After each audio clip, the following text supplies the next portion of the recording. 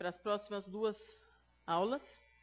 Eu chamo o professor doutor Gerson Chade. Ele é professor titular da disciplina de Neurologia Experimental e responsável pelo ambulatório de pesquisa em esclerose lateral amiotrófica da Faculdade de Medicina da USP. O tema, primeiro, modelos animais, e o segundo, pesquisa translacional. Por favor.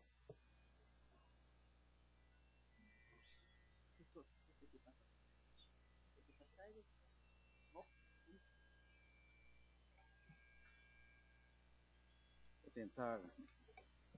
tentar arrumar uma posição aqui que eu não caia, porque eu estava imaginando que os palestrantes anteriores a mim iriam cair aqui nesse buraco. Então, eu vou tentar aqui, com o uso do computador, para ficar mais de frente para vocês.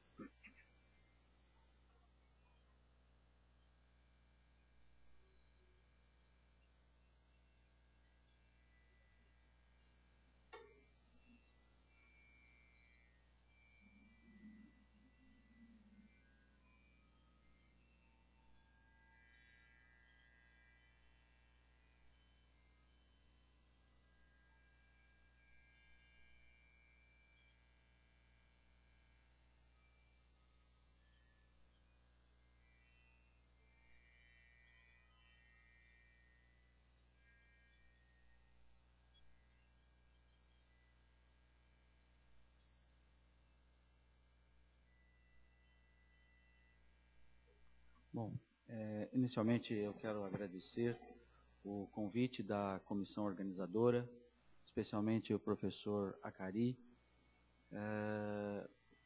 pela oportunidade de estar aqui nesta reunião e falar um pouquinho para vocês dos nossos esforços na pesquisa em esclerose lateral amiotrófica. Nós estamos envolvidos em pesquisa de doenças neurodegenerativas já há algum tempo. O nosso objetivo principal da nossa atividade científica é, de fato, a regeneração do sistema nervoso central. E depois da nova conceituação sobre regeneração do sistema nervoso central, formulada em 1991, vários institutos europeus, e que incluiu o trofismo neuronal como elemento principal, um dos 4 elementos principais envolvidos na regeneração do sistema nervoso central. Então, nós abordamos essa área também, da neurodegeneração e de doenças neurodegenerativas. O nosso interesse em esclerose lateral amiotrófica é um pouco mais recente. De fato, por estarmos intrigados com a sua característica principal, que vocês bem sabem, é a evolução rápida, diferente daquilo que se vê mais comumente na prática clínica em outras doenças neurodegenerativas. E nós, dentre outros aspectos, nós consideramos que a esclerose lateral amiotrófica ela pode servir, ou a pesquisa em esclerose lateral amiotrófica pode trazer subsídios importantes para o entendimento de outras doenças neurodegenerativas, porque nós entendemos que há eixos comuns de processos de sinalização intracelular e intercelulares delas. Bom, como se faz a pesquisa em esclerose lateral amiotrófica? Os 2 palestrantes que me antecederam já introduziram isso para vocês, e as palestras de ontem, certamente. E me coube aqui hoje falar para vocês sobre, inicialmente, os modelos in vitro. E como seria possível levar essas modelos in vivo. E como seria possível levar essas informações da bancada do laboratório, através de modelos experimentais, in vivo, in vitro, para a prática clínica. E é isso que, fundamentalmente, nós estamos tentando fazer nesses últimos 4 anos, lá no Departamento de Neurologia da Faculdade de Medicina da Universidade de São Paulo.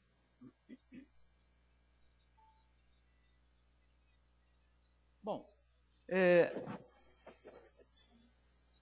Passando rapidamente por alguns desses aspectos que certamente vocês tiveram oportunidade de terem detalhados nesses 2 dias, de fato, o que nós temos sobre a esclerose lateral amiotrófica é que os mecanismos que levam à degeneração do neurônio motor ainda não são esclarecidos. E também o porquê que, diferentemente de outras patologias, outras doenças, processos neurodegenerativos, essa morte dos neurônios motores na esclerose lateral amiotrófica tem uma progressão bastante rápida.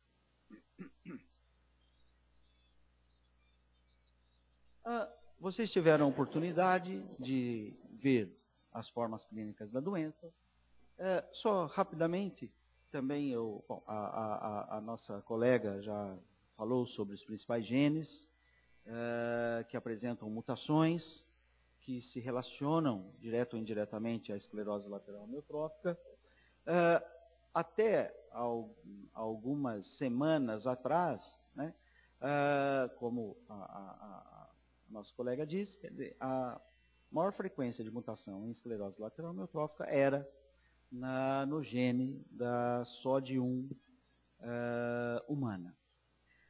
Por causa disso, os primeiros modelos experimentais em vivo para o estudo da esclerose lateral amiotrófica se utilizaram dessa característica e eles assim foram construídos, né?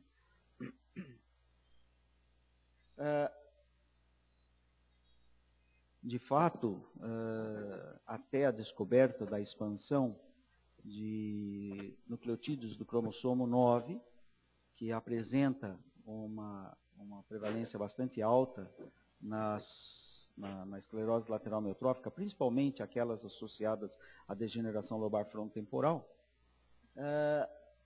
a mutação na SOD1 mais importante na espécie humana é aquela relacionada à troca, né, dos aminoácidos, arginina pela valina na posição 4. 50% das mutações da SOD1 são relacionadas a esse tipo de mutação. Bom, existem várias hipóteses, como vocês tiveram a oportunidade de ver esses 2 dias, relacionadas à patogenia da esclerose lateral amiotrófica, né? E com a utilização do modelo experimental, do camundongo mutante, camundongo transgênico, que carrega a mutação da SOD1 humana, verificou-se que a relação da mutação da SOD1 e esclerose lateral amiotrófica não se deve a uma perda da sua atividade, né, de detoxicação de radicais livres, por exemplo, mas a ganho de função da SOD1 mutante. Existe uma série de características ou de informações que aparecem mais recentemente em relação ao aumento da capacidade oxidativa da SOD1 mutante, né? Mas isso a gente não vai entrar no mérito nesse momento.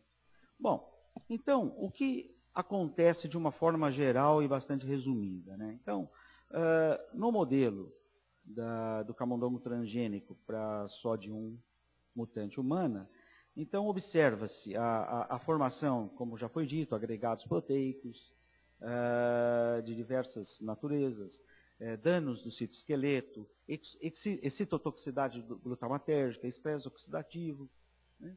E inflamação. São características mais gerais encontradas na esclerose lateral amiotrófica e que supõe-se estarem relacionadas com a neurodegeneração, a degeneração do neurônio motor e a evolução da doença. Bom, do modelo experimental em vivo, né, utilizando a formação de camundongos, agora ratos também, camundongos transgênicos, né, que carregam a sódio mutante, a mais utilizada e a mais estudada por mostrar um perfil mais próximo, né, dos aspectos patológicos da doença, né, e um padrão mais homogêneo de alterações comportamentais, que eu vou mostrar para vocês mais para frente, é a formulação que inclui uma alteração, né, uma substituição da glicina pela alanina na posição 99, na posição 93 da sódio 1. Então, esse modelo é conhecido como sódio 1G93A.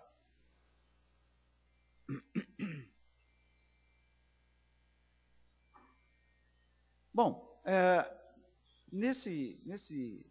com esse animal, com esse modelo animal, então foi possível, né, e teve que ser feito dessa maneira, estabelecer, caracterizar exatamente os primeiros sintomas, para termos uma ideia, quando que ocorre o início da doença no animal, para termos ali uma idade, né, pré-sintomática e sintomática para o estudo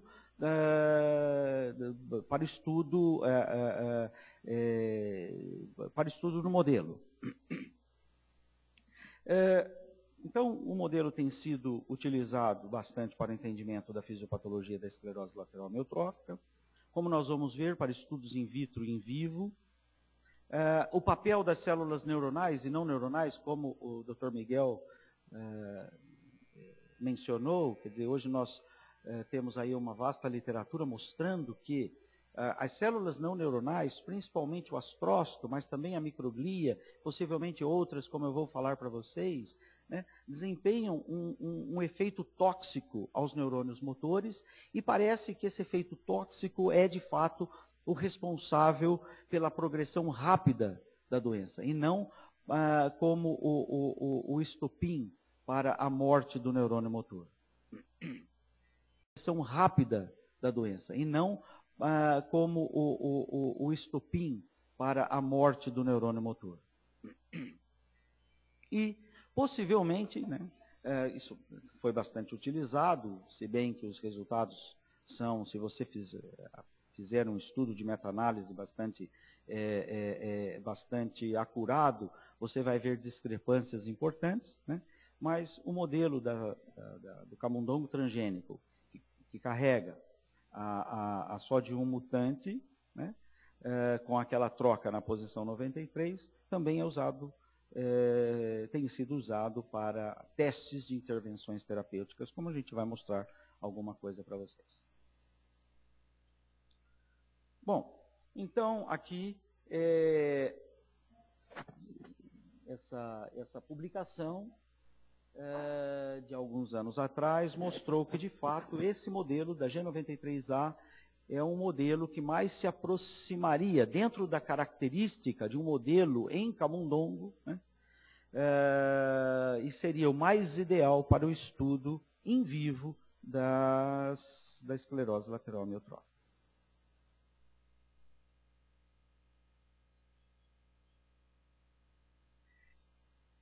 Existem outras variantes, né?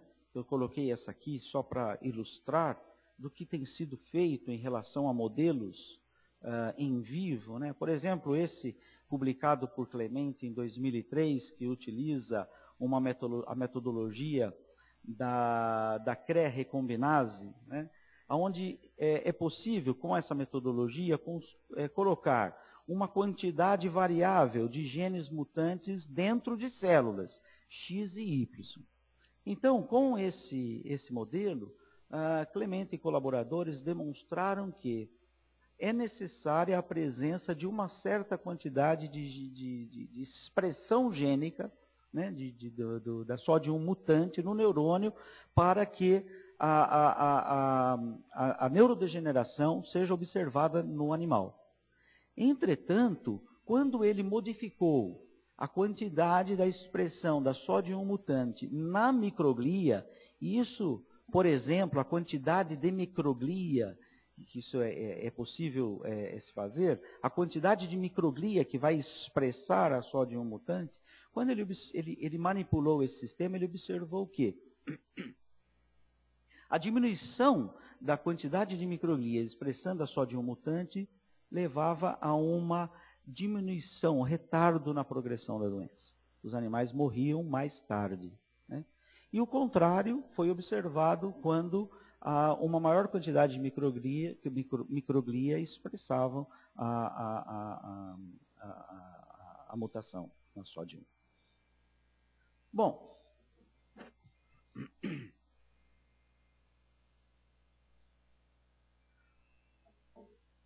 como começa um estudo, né? Antes de mais nada, você tem que conhecer o modelo experimental, né?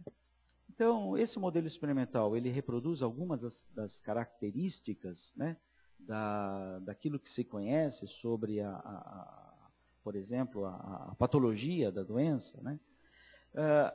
Então, às vezes você tem um modelo lá, você está utilizando e você afoitamente, isso eu friso porque eu até vou contar uma rápida historinha para vocês, né?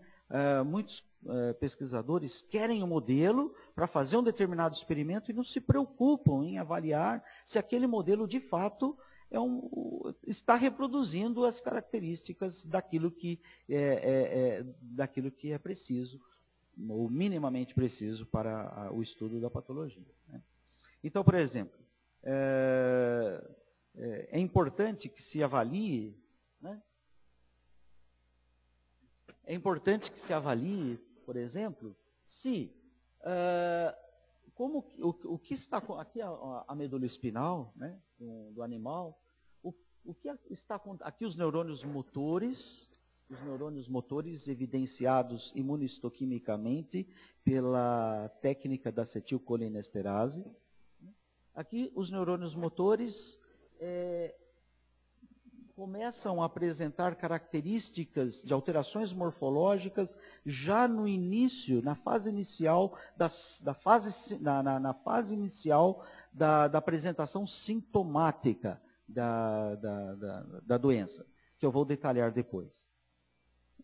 Mais tardiamente, na fase final, no endpoint, um pouco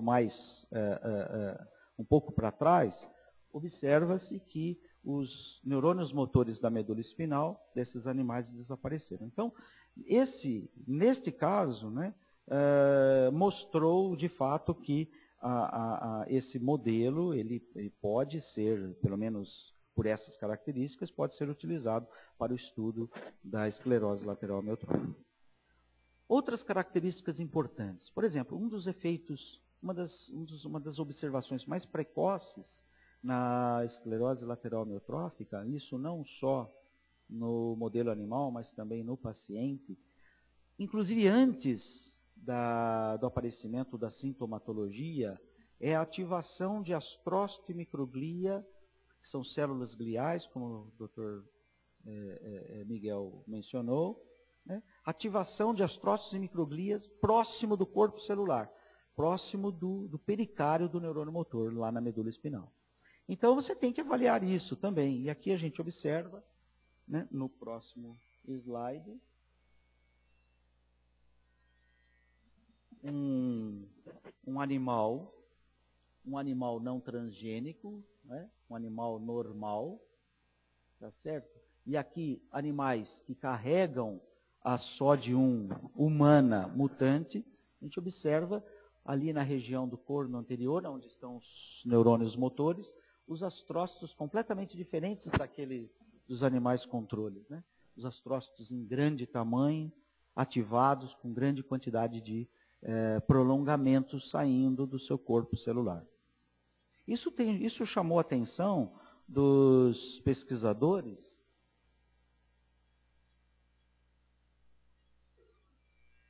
Isso chamou a atenção dos pesquisadores já há vários anos, né? O porquê dessa ocorrência, porque os astrócitos eles ficam reativos, né? Quando há uma lesão, quando há um processo inflamatório dentro do sistema nervoso central, né? Mas o fato desses astrócitos estarem reativos antes do processo neurodegenerativo ocorrer, chamou a atenção dos pesquisadores, o que levou aqui as pesquisas mais recentes, né,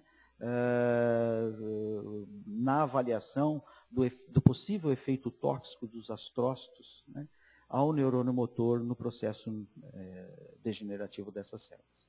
Aqui a microglia, é a outra célula da glia, né? Vocês observam a diferença da microglia do animal transgênico no modelo e do animal não transgênico, né? A microglia é extremamente ativada. E a microglia ela fica muito ativada também bastante precocemente. As duas células, astrócito e microglia, elas são células que estão a todo momento trocando informações químicas. São células que conversam. A microglia, ela interpreta muito precocemente e rapidamente qualquer alteração fisiológica nos neurônios. E ela passa essas informações para os astrócitos. Os astrócitos, de modo reverso, né, sinalizam a microglia para manter o seu estado de alerta.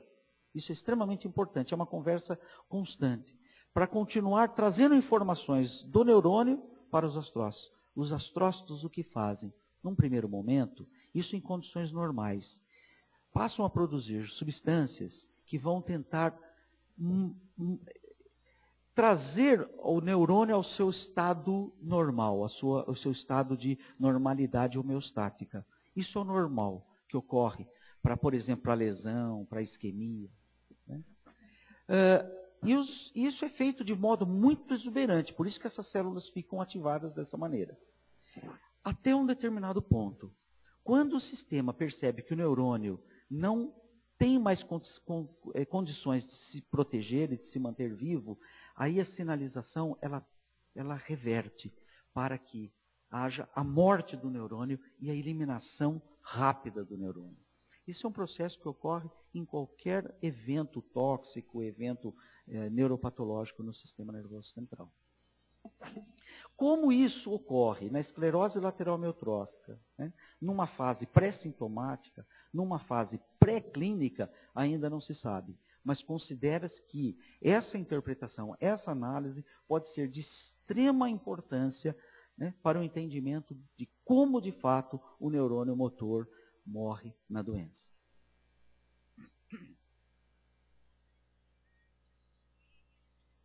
Bom, esse slide ele tenta ilustrar aí de modo, né, mais didático isso que eu acabei de falar para vocês, né? Aqui a microglia, né? Aqui o astrócito, né? Essas células conversando, trocando informações para análise de como está o microambiente, né? E o que deve se fazer para manter esse microambiente em situação tal que favoreça o bom trabalho, né, do neurônio. Muito bem. Hoje, observa-se, começa a ser mostradas, né, uma série de alterações, eu não sei se eu devo detalhar isso ou não, uma série de alterações químicas nos astrócitos, na microglia, né, em fases bastante precoces, anterior à morte do neurônio, né? E como isso pode levar à morte do neurônio motor no momento seguinte, ainda não se sabe. Pegando um gancho dentro dessa análise, né, existem outras células que participam fundamentalmente da homeostase neuronal. A célula de Chivan, da homeostase e do trofismo neuronal, da manutenção da vida do neurônio. As células de Chivan, que estão aqui, formando a bainha de mielina ao redor do axônio do neurônio, e o próprio músculo, a célula muscular, que produz substâncias que são trófica aos neurônios, né? São as substâncias que são chamadas de fatores tróficos dependentes do alvo. Então, o neurônio está aqui e ele é cercado por células que tentam manter a sua vida, né? Mas nós não sabemos se, por alguma circunstância, esse mecanismo de proteção acaba invertendo-se, né? E levando à morte neuronal. O nosso laboratório tem apostado muito nessa característica. E nós temos ali pelo menos uma dezena de projetos, com pelo menos 2 dezenas de pesquisadores fazendo análise da possibilidade de cada uma dessas células promover o efeito tóxico ao neurônio motor.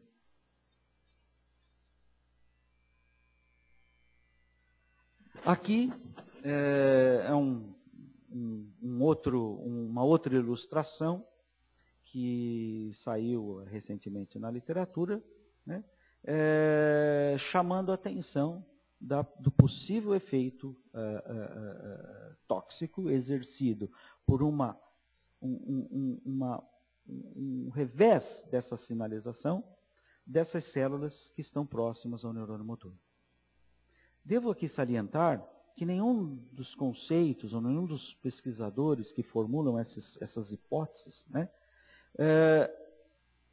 desconsideram o fato de que, muito possivelmente, o gatilho inicial deva estar no interior do neurônio. Ou seja, a neurodegeneração ela não ocorreria exclusivamente de fora para dentro, mas ela ocorreria de dentro do neurônio para fora, e alguma coisa de fora levaria à potenciação e o aumento da velocidade da morte desses neurônios.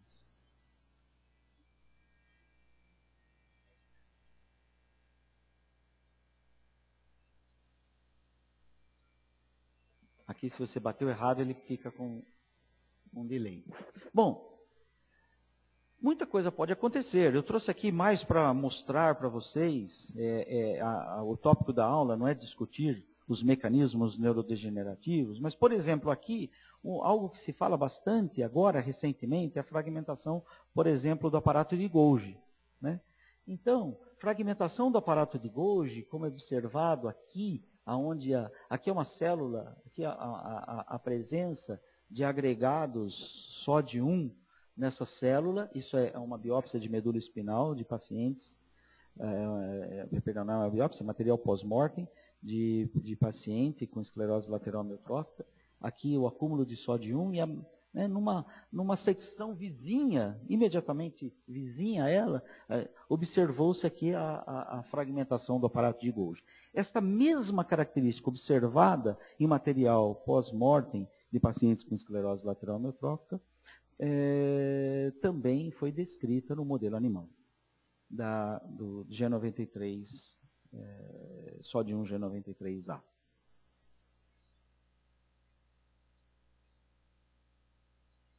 Muito bem.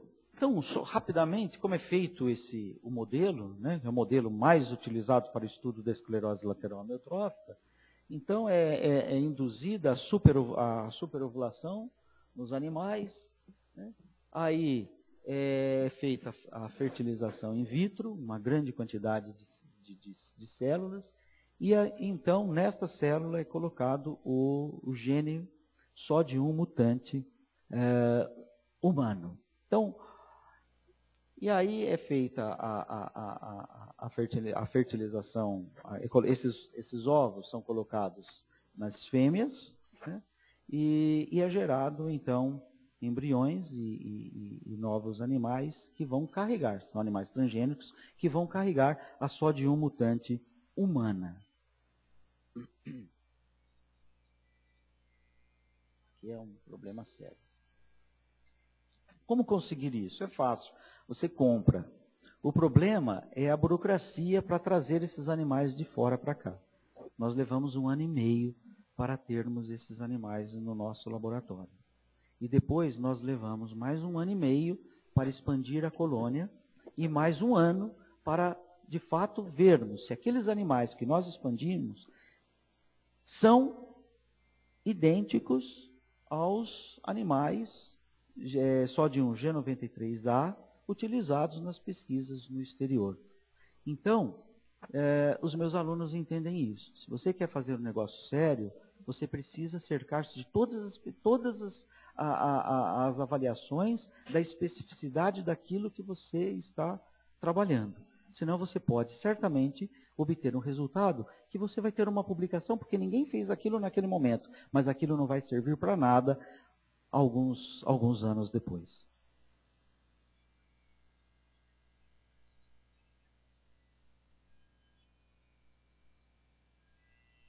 Bom, existe uma logística, eu não sei isso, os meus alunos sabem, existe uma logística para a expansão dessa colônia e para a manutenção das características genéticas, né, genotípicas dessa colônia. Isso é feito com muito critério, esses animais são mantidos dentro de um ambiente extremamente sofisticado, com um sistema de ultrapurificação do ar, a manutenção desses animais dentro dessas características, como é feito lá fora, é um processo extremamente caro, enfim, e é o que de fato temos que fazer para conseguirmos um resultado bom na pesquisa de esclerose lateral amiotrófica e, quem sabe, no futuro, podermos contribuir um pouco para o esclarecimento da patogenia dessa doença.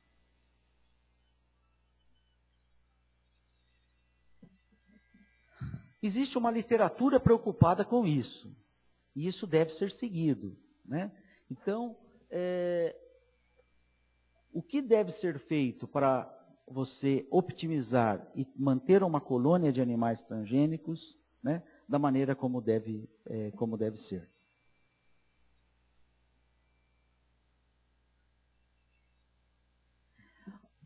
Outro ponto importante eu me recordo que assim que nós anunciamos que tínhamos a colônia, nós fomos procurados por alguns colegas que queriam fazer a pesquisa em esclerose lateral amiotrófica, injetar células, é a coqueluche do momento, né? Nós também injetamos.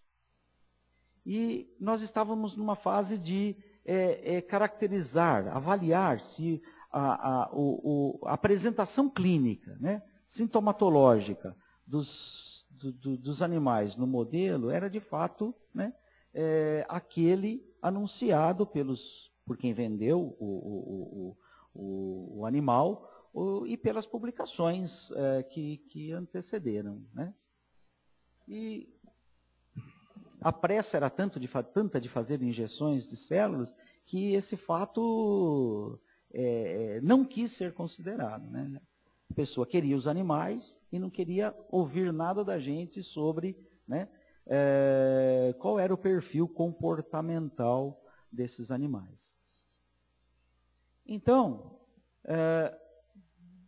alguns dos nossos alunos ficaram responsáveis por isso. Isso, de fato, gerou até um trabalho que eu vou mostrar para vocês. Qual é o perfil das alterações comportamentais do nosso modelo? Isso tem que ser feito, mesmo que tenha sido publicado. Então, existem vários testes comportamentais, né, descritos na literatura. E nós, inclusive, fizemos outros não descritos na literatura. E vimos que, de fato, o nosso modelo estava muito bom, né? De fato, o nosso modelo estava muito bom e nós conseguimos publicar esse trabalho, que acabou sendo um trabalho inédito. Por quê? Porque nós descobrimos algumas coisas muito interessantes nessa avaliação, que era uma avaliação sem nenhuma pretensão maior, né? Então, nós vimos que a idade de aparecimento da doença, né, e a sobrevida dos animais correspondiam à literatura, não vou entrar em detalhes, com algumas diferenças entre macho e fêmea, não muito bem apresentadas pela literatura. Às vezes você vai usar um animal para uma análise de terapia celular, por exemplo, e você não está atento que há diferenças da manifestação comportamental entre machos e fêmeas. Aí você acaba tendo um resultado errado. Nós vimos quando que aparecem as alterações no peso corpóreo entre macho e fêmea, quando aparecem as primeiras alterações nos scores neurológicos, e há diferenças entre machos e fêmeas.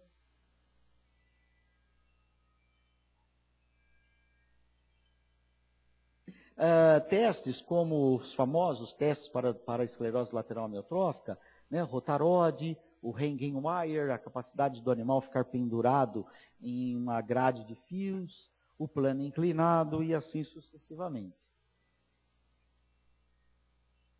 E aí nós observamos o seguinte, que antes da manifestação clássica da doença, os animais apresentavam uma postura de cauda diferente. Começamos a olhar isso com maior critério e observamos algo que não tinha sido descrito na literatura. Quer dizer, em idades bastante precoces, né, com 40 dias de vida, né, e no animal, e a sintomatologia clássica vai aparecer ao redor dos 75 a 95 dias, dependendo do sexo, mas em idades bastante precoces, o animal ele perdia o tônus da posição convencional da sua cauda. Isso significa que a musculatura mais distal, axial mais distal relacionada à cauda já estava apresentando um comprometimento.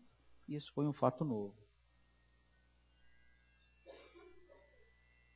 Outras análises, como o footprint, etc. Também, como não tinha sido ainda apresentada na literatura, nenhum método de análise automatizada das alterações do movimento desses animais, nós introduzimos na literatura. E fomos avaliar por registros eletrofisiológicos o que estava acontecendo com a condução do impulso nervoso nos neurônios motores, né, do nervo ciático. E observamos que havia alterações importantes de amplitude e velocidade de condução nos axônios dos neurônios motores em idades bastante precoces. Já ao redor de 20 dias de vida e 40 dias de vida, dependendo do parâmetro avaliado. Então, de duas uma. Ou existem características eletrofisiológicas e até clínicas, né, que podem aparecer num período bastante anterior ao classicamente descritos nos pacientes, e ainda não foi descrito, ou o modelo experimental mais utilizado para o estudo da esclerose lateral amiotrófica apresenta alguns furos. Bom, aqui nós, por métodos bioquímicos, nós avaliamos quando que os neurônios motores, o que estava acontecendo com os neurônios motores em fases da doença, né? E observamos aqui por essa metodologia que na fase final há uma diminuição bastante importante do neurofilamento da medula espinal, mostrando que os neurônios motores de fato estão comprometidos. Bom, sobre tipos celulares envolvidos na esclerose lateral amiotrófica, eu já falei para vocês. Mas aqui, só para não dizer que eu não mostrei alguns slides, é que não está claro, está mais bonito na minha tela, infelizmente, do que está aqui. Eu ia dizer, só para não dizer que eu não mostrei alguns slides bonitos, mas não está bonito, né? Aqui são marcações imunistoquímicas mostrando o neurônio motor aqui, né? Acumulando SOD1 no seu interior, superóxido desmutase 1 no seu interior, né? Os astrócitos ativados ao redor desse neurônio também acumulando quantidades aumentadas de SOD1 no seu interior. A microglia marcada aqui com o IBA1, né? A figura infelizmente não mostra, também mostrando quantidades aumentadas de SOD1, e os oligodendrócitos.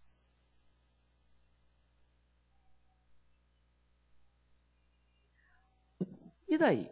Como continuar? Uma possibilidade bom, eu sei que determinado sistema é importante para a manutenção das características do neurônio motor, ou da conexão do neurônio motor com o seu alvo. E aí eu vou atrás dessa sinalização para ver se isso está alterado ou não na esclerose lateral amiotrófica. Essa é uma possibilidade, isso é feito aí, encontrado na literatura. Nós estávamos estudando o sistema de efrinas, que é bastante importante como um sistema molecular relacionado a processo de neuroimunomodulação, inflamação, eventos parácrinos, né? E, então, vamos dar uma olhada no sistema efrina. Estou para a próxima, né? Sim, obrigado.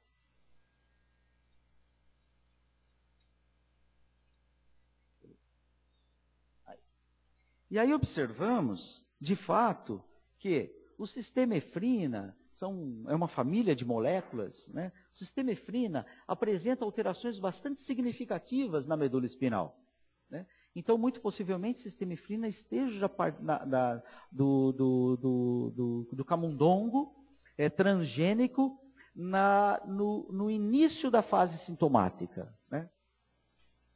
Então, muito possivelmente, o sistema efrina esteja participando. Mas as células relacionadas podem ser acompanhadas, né? Outra característica interessante foi que não só o neurônio motor, mas o astrócito que estava ativado, num determinado momento, ele também começa a morrer, né?